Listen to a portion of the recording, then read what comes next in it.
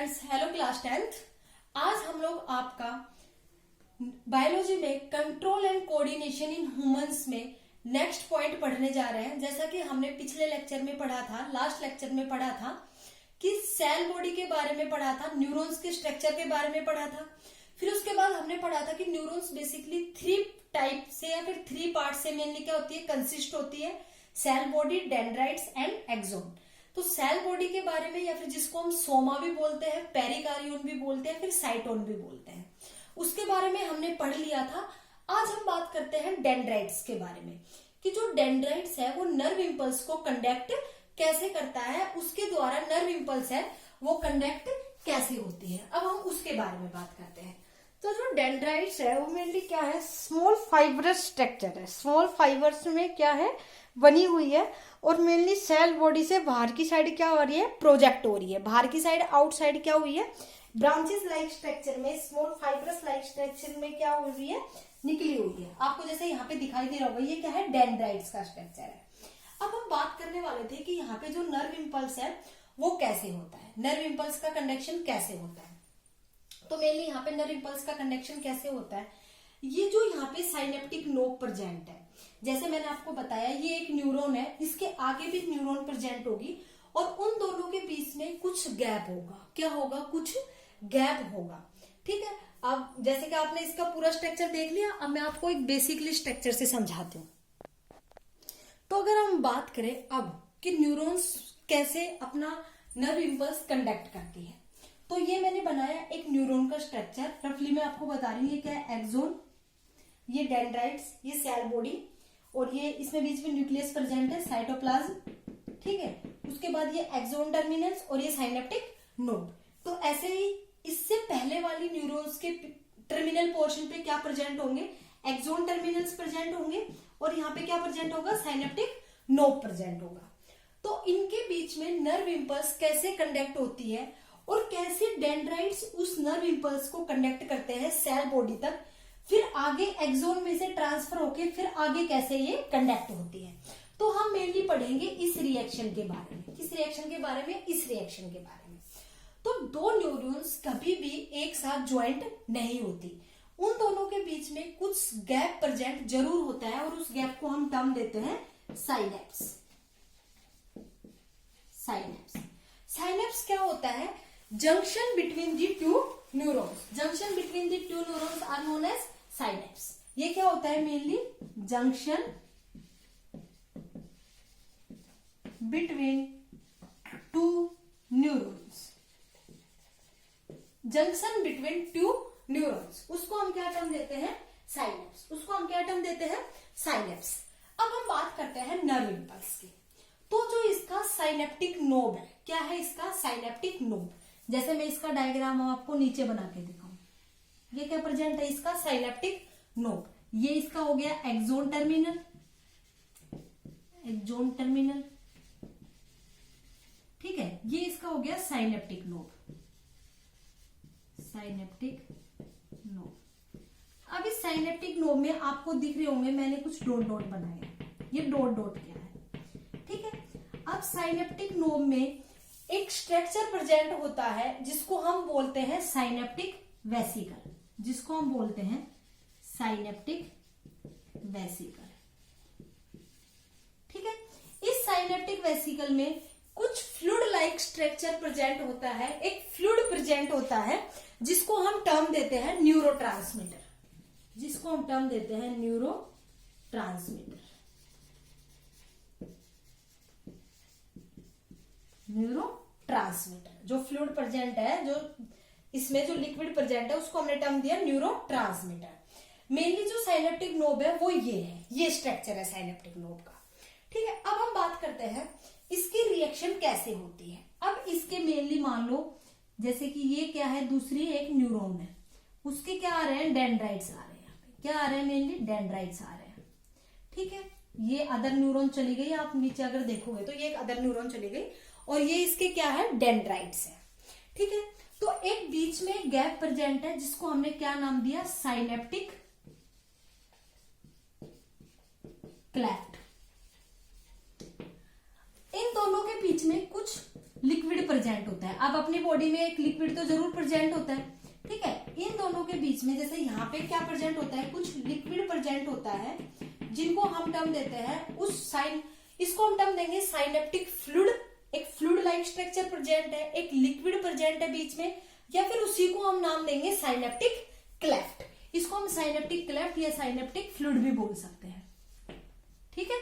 ये क्या प्रेजेंट है, फ्लूइड। अब बेसिकली होता क्या है, जैसे कि मान लो डेंड्राइट्स ने नर्व इंपल्स कंडक्ट किया साइटोन को या सेल बॉडी को। अब वहां से नर्व इंपल्स कंडक्ट होके एक्सोन के थ्रू, टर्मिनल्स के थ्रू कहां चला गया, साइनेप्टिक नोड में। अब क्या होता है, जैसे ही आगे से या फिर पहले वाले न्यूरॉन से क्या आता है, नर्व इंपल्स आता है, नर्व इंपल्स कंडक्ट होता है, तो यहाँ पे कुछ रिएक्शन अकर होती है। कौन सी रिएक्शन अकर होती है, कोर्टिकल रिएक्शन। कौन सी रिएक्शन होती है, कोर्टिकल रिएक्शन। कोर्टिकल रिएक्शन क्या होती है, कोर्टिकल रिएक्शन में मेनली क्या होता है, कैल्शियम का रिलीज होता है। मेनली जो न्यूरॉन्स है वो क्या सीक्रेट करने लग जाती है, कैल्शियम का सीक्रेशन करने लग जाती है, कैल्शियम सीक्रेट होने लग जाता है। क्या रिलीज होने लग जाता है, कैल्शियम रिलीज होने लग जाता है। तो जैसे ही कैल्शियम रिलीज होगा न्यूरॉन्स से, जैसे ही कोर्टिकल रिएक्शन परफॉर्म होगी, कोर्टिकल रिएक्शन अकर होगी, क्या होगा, जो साइनेप्टिक नोब है जिसमें साइनेप्टिक वेसिकल प्रेजेंट है और उसमें जो न्यूरोट्रांसमीटर प्रेजेंट है जो कि नर्व इंपल्स को मेनली कंडक्ट करने में रोल प्ले करेगा, इसमें क्या होगा, जो वेसिकल है वो क्या हो जाएगी, ब्रेक हो जाएगी, और जो न्यूरोट्रांसमीटर है इसका फिर स्ट्रक्चर ऐसे परफॉर्म हो जाएगा। देखो ऐसे हो जाएगा, जो ये नर्व ये ऐसे हो जाएगा, और जो ये न्यूरोट्रांसमीटर जो इसमें था वो क्या होने लग जाएगा, बाहर की साइड फ्लो होने लग जाएगा। इस साइनेप्स में, इस साइनेप्टिक फ्लूइड में, साइनेप्टिक क्लेफ्ट में क्या होने लग जाएगा, बाहर की साइड मूव होने लग जाएगा। अब जो न्यूरोट्रांसमीटर है वो ही मेनली क्या करता है, नर्व इंपल्स को कंडक्ट करता है। तो वो फ्लूइड प्रेजेंट है, तो ये भी फ्लूइड है और यहाँ पे भी फ्लूइड प्रेजेंट था, साइनेप्टिक फ्लूइड या साइनेप्टिक क्लेफ्ट। तो यहाँ पे जो फ्लूइड है वो फ्रीली क्या करता रहेगा, मूव करता रहेगा। तो जैसे वो फ्रीली मूव करेगा तो जो न्यूरॉन्स है वो भी अकॉर्डिंग टू वो मोशन करती रहेंगी, वो मूवमेंट करती रहेंगी, थोड़ा वाइब्रेशन करती रहेंगी। तो जैसे ये मूवमेंट शो करेंगी इसकी डेंड्राइट्स, तो जैसे मान लो एक मूवमेंट ऐसे ऐसे हो रहा है और ऊपर की साइड कोई लिक्विड है, तो इस मूवमेंट के कारण क्या होगा, जो लिक्विड है उसमें जो न्यूरोट्रांसमीटर जो प्रेजेंट है वो इन डेंड्राइट्स के क्या हो जाएगा, टच हो जाएगा, ठीक है। इन डेंड्राइट्स के क्या हो जाएगा, वो टच हो जाएगा, जिसके कारण डेंड्राइट्स में क्या जनरेट हो जाएगा, नर्व इंपल्स। यहां से जो मैसेज मिला इस न्यूरॉन के थ्रू, वो साइनेप्टिक नोब में जो साइनेप्टिक वेसिकल्स थे वो ब्रेक हो गए, उनके कारण जो न्यूरोट्रांसमीटर जो प्रेजेंट था वो इस साइनेप्टिक क्लेफ्ट या साइनेप्टिक फ्लूइड जो पोर्शन है, जो रीजन है, वहां पे आ गया। अब यहाँ पे जो न्यूरोट्रांसमीटर प्रेजेंट था जिसमें नर्व इंपल्स कंडक्ट था, जो हमें बताना चाहता था नर्व इंपल्स के थ्रू कि हमें क्या करना है, वो मैसेज इस फ्लूइड में है। तो डेंड्राइट्स यहाँ पे क्या करेंगे, वाइब्रेशन शो करेंगे, वाइब्रेशन मोशन में मोशन करते रहेंगे। तो इनके अगर ये फ्लूइड टच हो गया तो वो जो नर्व इंपल्स है वो डेंड्राइट्स में कंडक्ट हो गया, ठीक है। अब वो नर्व इंपल्स डेंड्राइट्स किसको ट्रांसफर कर देंगे, सेल बॉडी को। सेल बॉडी के थ्रू वो एक्सोन में जाएगा, एक्सोन के थ्रू वो एक्सोन टर्मिनल्स में, और फिर आगे भी फर्दर ऐसे ही क्या होगी, रिएक्शन अकर होगी। साइनेप्टिक नोब्स में जो साइनेप्टिक वेसिकल्स प्रेजेंट है उनमें जो न्यूरोट्रांसमीटर प्रेजेंट है वो मेनली क्या करेगा, इस जो मैसेज हमने जो कन्वे किया है या नर्व इंपल्स या फिर एक्शन पोटेंशियल जो हमने जनरेट किया है उसको आगे नर्व टू नर्व क्या कराएगा, कंडक्ट कराएगा। अब इस नर्व से इसमें हमने कंडक्ट कर लिया, फिर आगे और नर्व होगी उसमें भी ऐसे ही कंडक्ट हो जाएगा, और नर्व होगी उसमें भी ऐसे ही कंडक्ट हो जाएगा। तो ऐसे क्या होता है, जो नर्व इंपल्स है वो न्यूरॉन टू न्यूरॉन या nerve cell to nerve cell क्या होता है, कंडक्ट होता है। आया आपको समझ में कैसे कंडक्ट हुआ, कैसे साइनेप्टिक वेसिकल ब्रेकडाउन हुई, कैसे ये फ्लूइड बाहर आया और फिर साइनेप्टिक क्लेफ्ट में मिला। हाँ, एक और बात, अब हम बात करते हैं आगे, ठीक है। तो आपने नाम सुना होगा प्री और पोस्ट। क्या नाम सुना होगा, प्री और पोस्ट। तो जो इससे पहले वाली जो न्यूरॉन है उसको हम नाम देते हैं प्री साइनेप्टिक न्यूरॉन, ठीक है। नेक्स्ट वाली जो न्यूरॉन है उसको हम टर्म देते हैं पोस्ट साइनेप्टिक न्यूरॉन,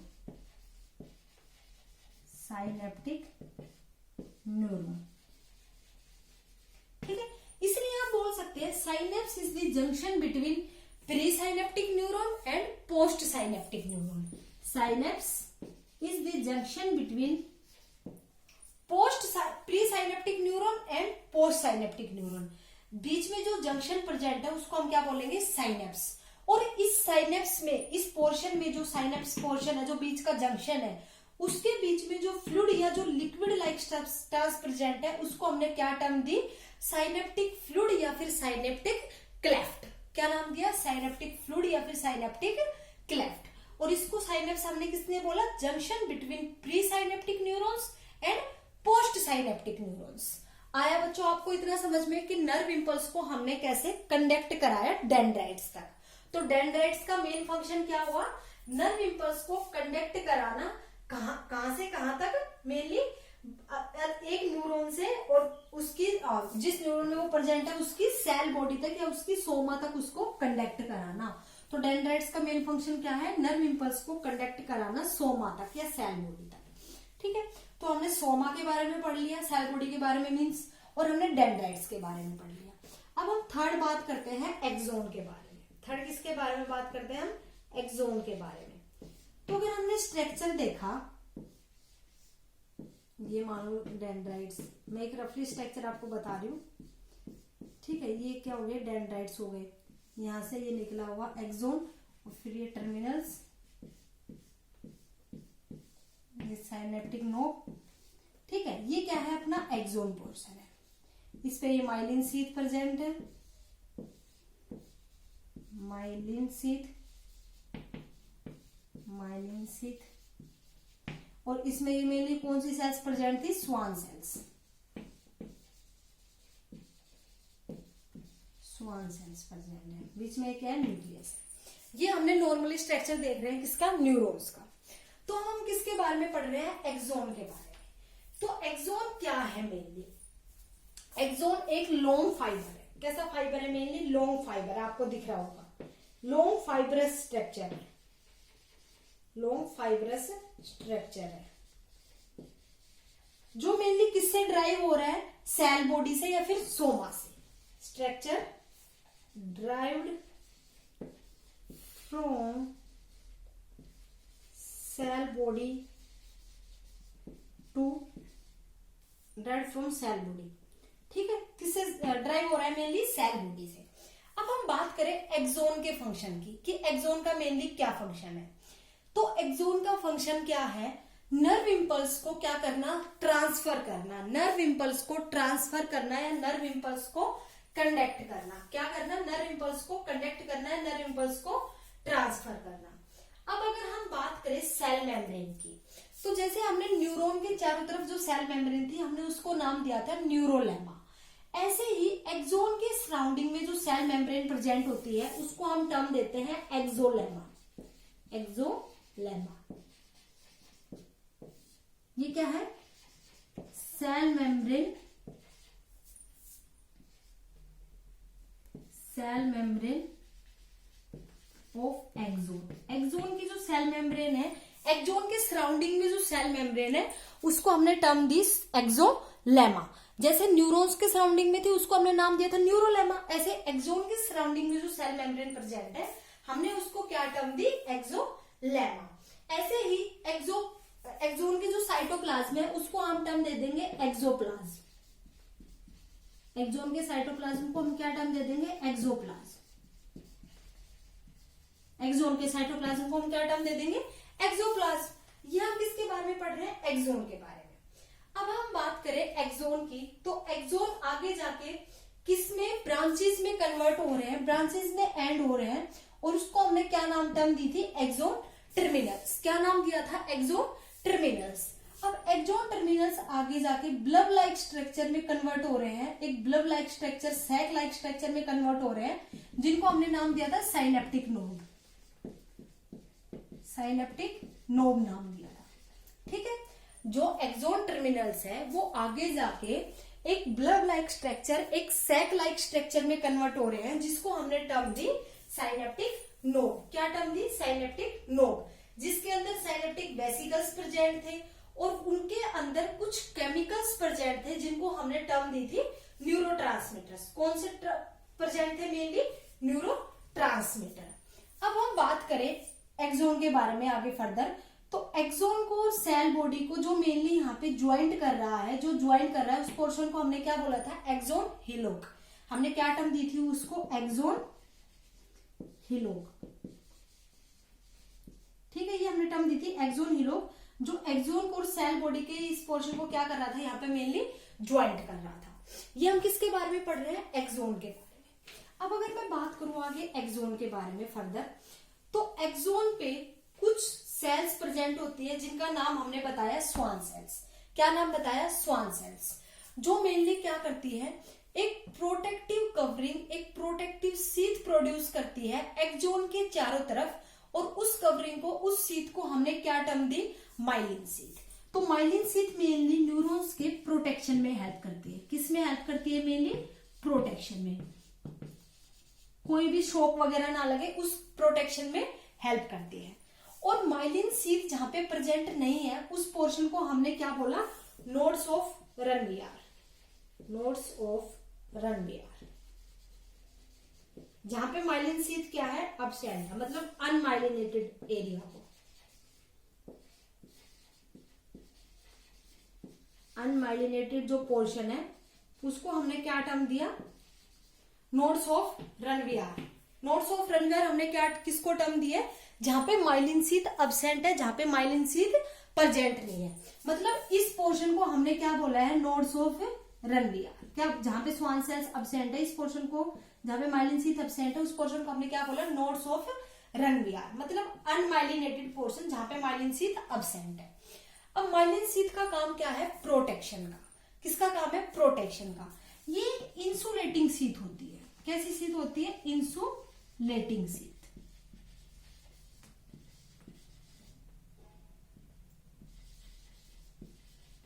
आपने दो टर्म्स पढ़ी होगी, कंडक्टर और इंसुलेटर।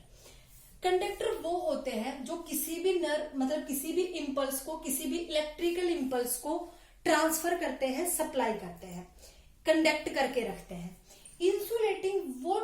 इंसुलेटर्स वो होते हैं जो किसी भी इलेक्ट्रिकल इंपल्स को या किसी भी इलेक्ट्रिक करंट को, जो भी हम उसको सप्लाई कर रहे हैं, जैसे हम न्यूरॉन्स में बात कर रहे हैं तो हम नर्व इंपल्स की बात करेंगे, उनको कंडक्ट नहीं करता, उनको हम क्या बोलते हैं? इंसुलेटर। तो माइलिन सीथ क्या है? इंसुलेटिंग है, इंसुलेटिंग सीथ है, मतलब ये नर्व इंपल्स को कंडक्ट नहीं करती। जहां जहां पे माइलिन सीथ प्रेजेंट है वहां पे नर्व इंपल्स कंडक्ट नहीं होता। तो जो नर्व इंपल्स है वो कैसे कंडक्ट होता है? वो मेनली कैसे कंडक्ट होता है?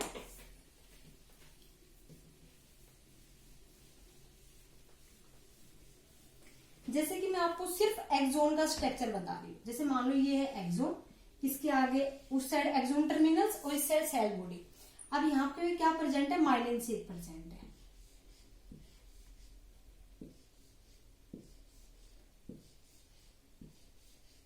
तो माइलिन सीथ और ये बीच में ये क्या है? स्वान सेल्स है, जो मेनली जिन्होंने सीक्रेट किया है इस माइलिन सीथ को।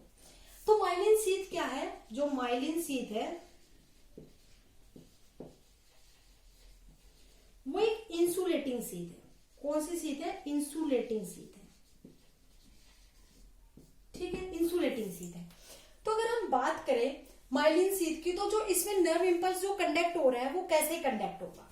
अब क्या हुआ? जो सेल बॉडी है उसने नर्व इंपल्स को कंडक्ट किया, तो नर्व इंपल्स कैसे कंडक्ट होगा? यहाँ पे होगा, नोड्स ऑफ रनवियर पे, जो कि अनमाइलिनेटेड पोर्शन है।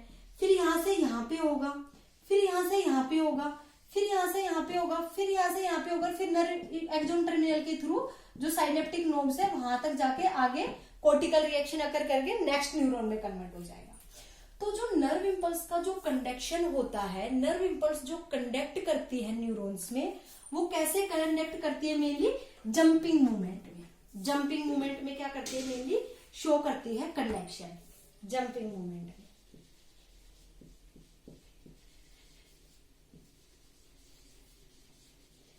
एज ए जंपिंग मूवमेंट वो क्या करती है? अपना मोशन शो करती है। कौन? Nerve impulse. नर्व इंपल्स अपना, जो नर्व इंपल्स है वो कंडक्ट कैसे होती है? जंपिंग मूवमेंट के तरीके से, क्योंकि माइलिन शीथ है वो इंसुलेटिंग शीथ है, वहां पे तो अब नर्व इम्पल्स कंडक्ट नहीं होगा। तो एक जंपिंग मूवमेंट के तरीके से क्या होती है, नर्व इम्पल्स कंडक्ट होती है न्यूरॉन के एक्सोन पोर्शन में, ठीक है। और इस जंपिंग मूवमेंट के कारण कि जंपिंग मूवमेंट में नर्व इम्पल्स कंडक्ट हो रहा है, इसको हम क्या बोलते हैं, सोल्टेटरी मूवमेंट, सोल्टेटरी मूवमेंट।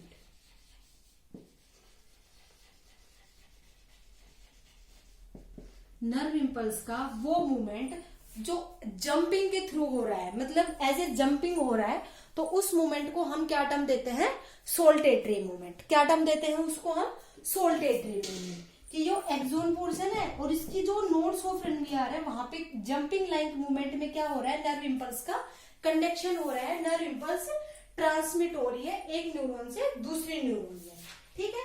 तो इसलिए हम लोग इसको क्या टर्म देते हैं, सोल्टेटरी मूवमेंट, क्योंकि जंपिंग के तरीके से, जंपिंग के टाइप में क्या हो रहा है, नर्व इम्पल्स का मूवमेंट हो रहा है एक न्यूरॉन से दूसरे न्यूरॉन्स में। ओके, अब हम लोग बात करते हैं टाइप्स ऑफ न्यूरॉन्स की। किसकी बात करते हैं हम, टाइप्स ऑफ न्यूरॉन्स की। हमने न्यूरॉन्स के तीनों पार्ट्स के बारे में पढ़ लिया, सेल बॉडी के बारे में हमने पढ़ा, डेंड्राइट्स के बारे में हमने पढ़ा, एक्सोन के बारे में हमने पढ़ा। सेल बॉडी में हमने बताया कि कैसे कैसे वो, उसमें जो न्यूक्लियस प्रेजेंट है, जो साइटोप्लाज्म प्रेजेंट है, उसमें कौन कौन से सेल ऑर्गेनेल्स प्रेजेंट होते हैं। राइबोसोम्स का प्रोटीन सिंथेसिस में फंक्शन बताया। स्पेशल टाइप के एंडोप्लाज्मिक रेटिकुलम्स प्रेजेंट होते हैं, जिनको हमने क्या टर्म दी थी, निजस ग्रेन्यूल्स। ऐसे ही उसमें सेंट्रियोल एब्सेंट होता है, जिसके कारण सेल डिवीजन नहीं होता न्यूरॉन्स में। उसके बाद हमने डेंड्राइट्स के बारे में पढ़ा कि वो कैसे नर्व इम्पल्स को कंडक्ट करता है, कैसे एक न्यूरॉन से दूसरे न्यूरॉन में नर्व इम्पल्स कंडक्ट होता है। सिनेप्टिक वेसिकल्स होते हैं, वो ब्रेक हो जाते हैं कोर्टिकल रिएक्शन के थ्रू, जिसके कारण जैसे ही वो ब्रेक होते हैं सिनेप्टिक वेसिकल्स, उनमें जो केमिकल प्रेजेंट है, जो न्यूरोट्रांसमीटर प्रेजेंट है, वो बाहर रिलीज हो जाएगा, साइनेप्टिक क्लेफ्ट में या साइनेप्टिक फ्लूइड में रिलीज हो जाएगा। उसके बाद जो डेंड्राइट्स है वो वाइब्रेशन मोशन के थ्रू जब वहां पे मूवमेंट करेगी, जब वहां पे अपना मोशन शो करेगी, तो उनके through nerve impulse next neuron में क्या हो जाएगा, कंडक्ट हो जाएगा।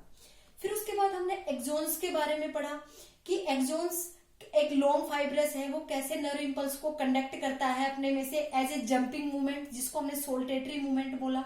और वो जंपिंग मूवमेंट के तरीके से क्यों करता है, because of the presence of the myelin sheath, क्योंकि माइलिन शीथ प्रेजेंट होती है जो कि स्वान सेल्स के द्वारा सीक्रेट होती है, स्वान सेल्स के द्वारा रिलीज होती है मेनली, और जिसके कारण क्या होता है, जो मूवमेंट है नर्व इम्पल्स का वो जंपिंग मूवमेंट होता है, जंपिंग की तरह वो क्या होता है, शो होता है, जिसको हमने टर्म दी थी सोल्टेटरी मूवमेंट।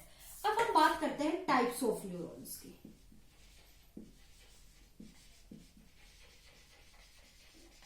टाइप्स ऑफ न्यूरॉन्स की, तो मेनली अगर हम बात करें टाइप्स ऑफ न्यूरॉन्स की,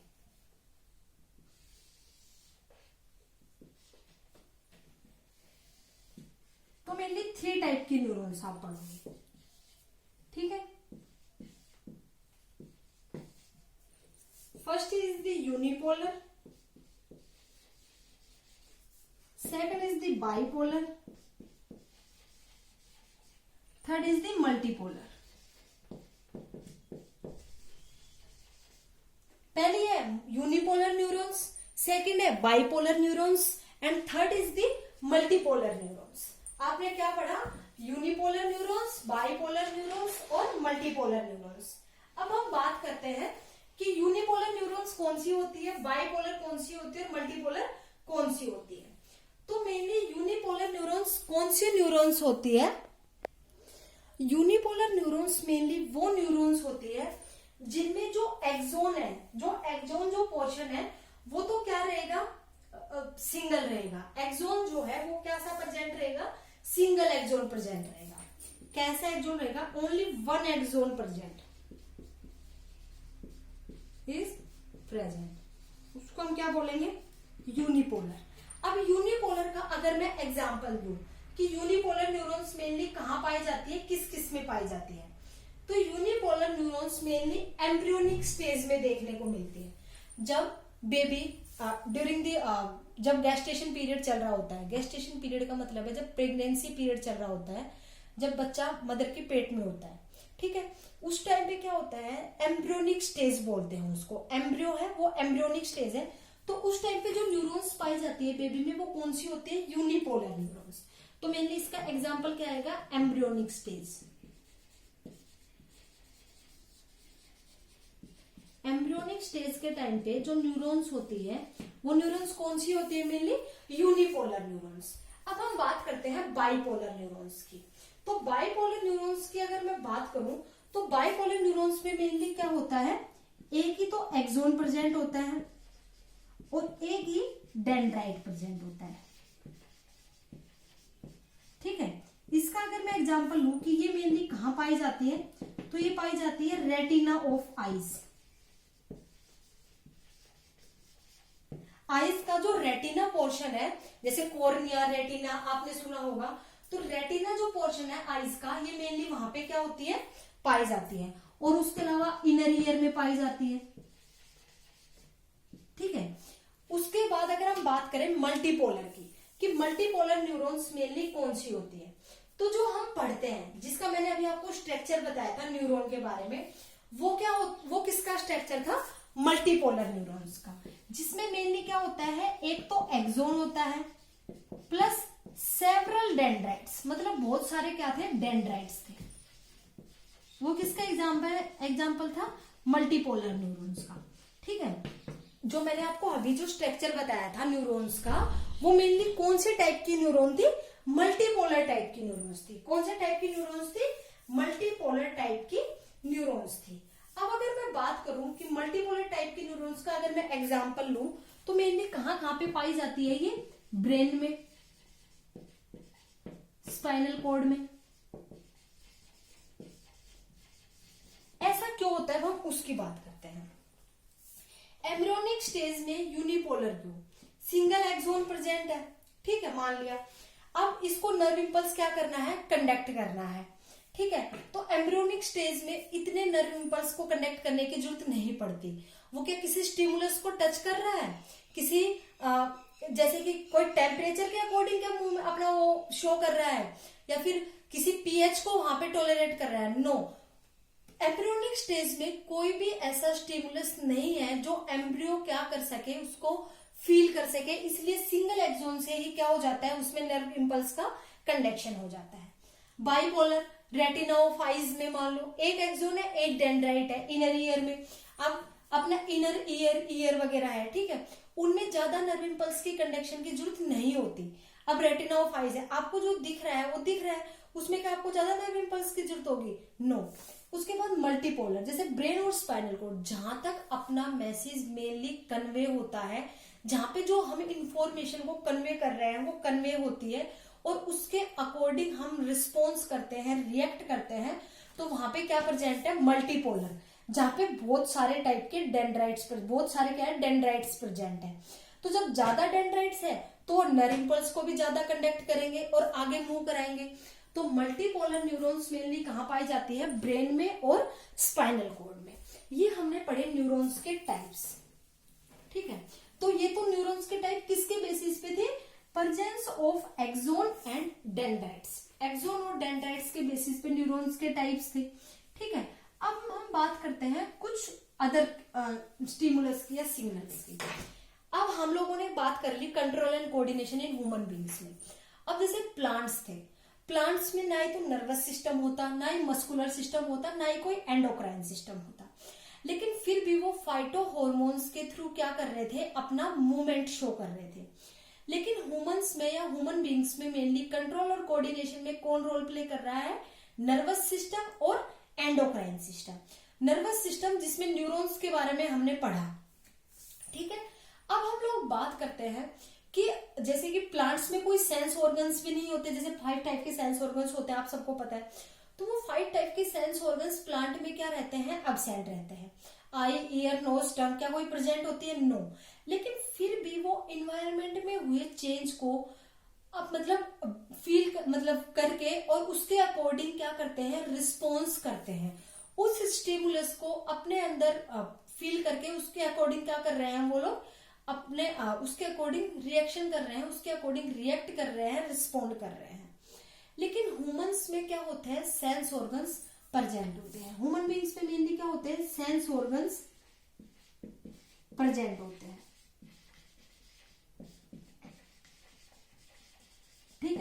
सेंस ऑर्गन्स मेनली कौन कौन से? आई, ईयर, नोज, टंग, स्किन। ये 5 टाइप के क्या है? सेंस ऑर्गन्स है जो मेनली ह्यूमन बींग्स में प्रेजेंट होते हैं। आई से आप कुछ भी देखते हो, वो एक क्या है? स्टिमुलस है। ईयर से आप कुछ भी सुन रहे हो और उसके अकॉर्डिंग आप रिस्पॉन्स करते हो। आपने अच्छी बात सुनी तो आप अच्छा रिस्पॉन्स करोगे, कोई गलत चीज सुन ली तो उसके अकॉर्डिंग रिस्पॉन्स करोगे, वो भी क्या है? स्टिमुलस है। स्मेल है, नोज के थ्रू आप क्या करते हो? स्मेल को डिटेक्ट करते हो। मान लो कोई अच्छी स्मेल है तो आप आराम से रहते हो फ्री, अगर गंदी स्मेल आ रही है तो आप तुरंत अपना नाक बंद कर लेते हो, तो वो भी क्या है? एक स्टिमुलस है। टंग, अब आपको टेस्ट का पता लगता है, मीठा है, तीखा है, खट्टा है, जैसा भी है, ठीक है, वो किसके थ्रू पता लगा? टंग। स्किन के थ्रू आप टेम्परेचर को क्या करते हो? एक एज ए स्टिमुलाई को उसको फील करते हो कि ये गर्म है, ये ठंडा है। तो हमें ऐसा क्यों फील होता है और हमें सेंस ऑर्गन्स के थ्रू ही क्यों फील होता है, या क्यों हम उसके अकॉर्डिंग ही रिस्पॉन्स करते हैं, रिएक्ट करते हैं?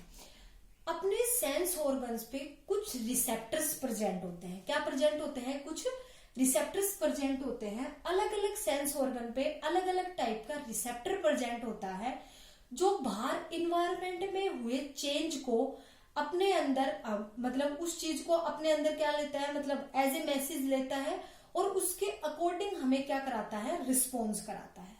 ठीक है, कुछ रिसेप्टर्स प्रेजेंट होते हैं।